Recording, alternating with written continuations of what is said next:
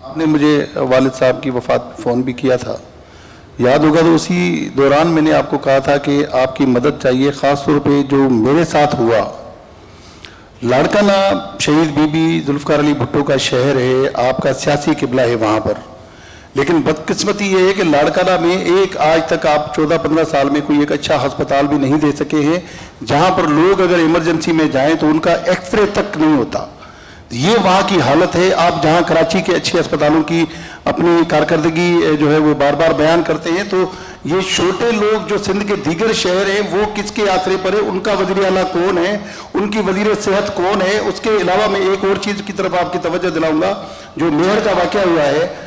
اس کے اگر آپ باریک بلی میں جائیں گے نا تو سندھ کے چھوٹے بڑے شہروں میں ایمبولنسز بھی ہیں،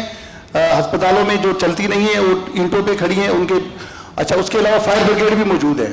عملہ بھی بھرتی ہے، لیکن عملہ اکثر و بیشتر جیالے ہیں جو ڈیوٹی نہیں کرتے، ماشاءاللہ گھومتے پھرتے کاٹلوں میں، تو ان سے ڈیوٹی کون لے گا؟ یہ اداروں کو کب آپ دیمک سے جان چھڑائیں گے؟ میں اس کا جواب پہلے دوسرے حصے کا تو دے چکا تھا کہ ہم نے کہا ہے کہ پوری انوینٹری پراپر، میں نے لوکل گورنمنٹ منسٹر کو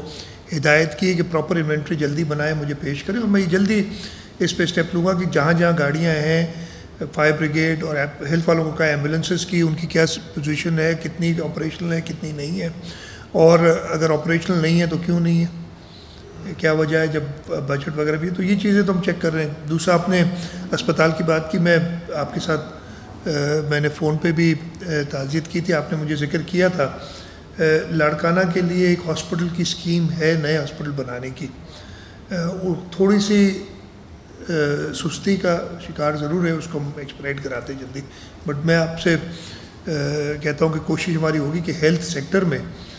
ہم پورے صوبے کے اندر اور پرائمری ہیلتھ میں ضرور کوتاہیاں ہیں، میں نے پہلے بھی کہا ہے، اس کو ہم کہیں گے کہ تیز ہو، اس سے کام تیز ہو ان کا۔